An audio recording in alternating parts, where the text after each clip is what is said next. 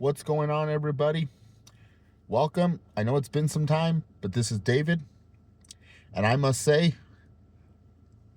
what a game yesterday. What a game. I don't make videos much anymore. And I remember when I was making videos when our team was just bad. But that is the kind of game you want to see. When your team is down with maybe less than 6 minutes to go by by three scores, and you make a comeback like that, that is just phenomenal. This is a Denver Bronco team now. That reminds me too much of that 2015 team. That team that came up, that showed up when the times were right, when we needed them the most. They came up and made plays. First of all, let me just say this. When the Broncos and Giants play, expect the unexpected. We've had quite some history with the Giants, whether it was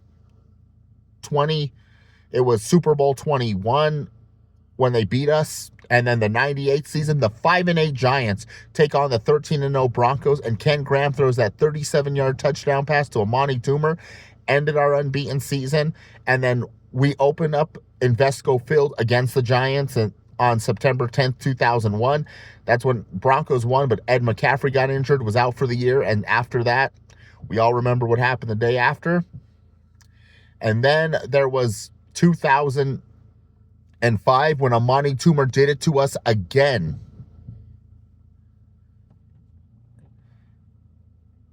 And then 2013 was the Manning Brothers Bowl, the third, part 3. And then there was that 2017 Sunday night game when we were 3-1. The Giants were 0-5. The Giants were looking to lose. We were looking to just keep winning, and they upset us. And sad to say, that's what ended our great team.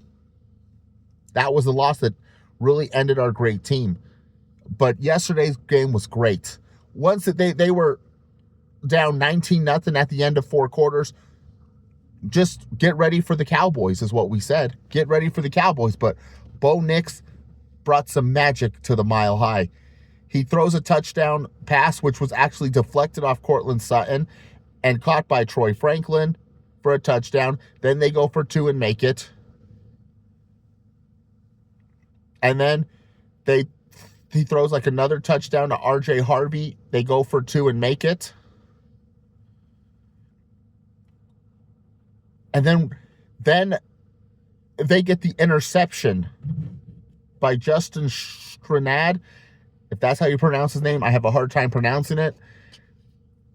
And then they score another touchdown. Then we get the ball back. We get the first down and get in field goal range. And then Bo Nix runs it himself for a touchdown. Minute 51. And right there, I'm like, why? Kill that clock. Score the touchdown and kill that clock and score the touchdown. That reminded me too much of Vic Fangio, who was just awful at clock management. And then the Giants get the ball on 4th and 19. They convert. And then we get a roughing the passer penalty.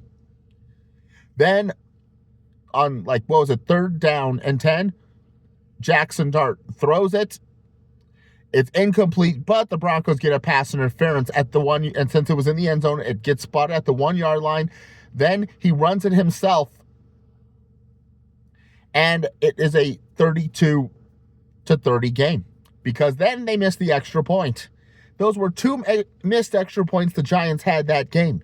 2 missed extra points. And what happened? The Broncos, with 40 seconds left, go down the field, and Will Lutz kicks the game winner and beats the Giants 33-32. That has to be one of the best games of the year. Maybe it, so far, I say, goes to number 2, only after that Ravens-Bills Sunday night season opener. But that was a heck of a game. Shout out to the Giants. You guys played us tough. You guys really did. You guys really played us tough. But like I say, when the Broncos and Giants always play, expect the unexpected. So now I wanted to give shout outs to some of the Giants Mafia, like the Entertainer Talking Sports, Bad Dog Sports, TB Terror Belly. I mean, I know he went off and started like doing more video game videos, which I really like, but hey, do what you want. But he was a great Giants vid maker. Rayvon from Virginia, I don't ever know what happened to him. And then a guy, one of my favorite Giant vid maker, and the only reason why he's my favorite, because I personally have met and talked to him, called the Civilian Gunnery, which back in the day you might have known him as Vape Time. It's because I got to watch him play semi-pro football back in 2019, and he is truly a great guy. He was actually from the East Coast, but he moved here to Colorado when he was and he's a guy that I actually went to school with, so personal connections there. But good game to all you Giants fans, and hey, we'll take care of the Cowboys for you come next week. This is David. I'm out. Peace.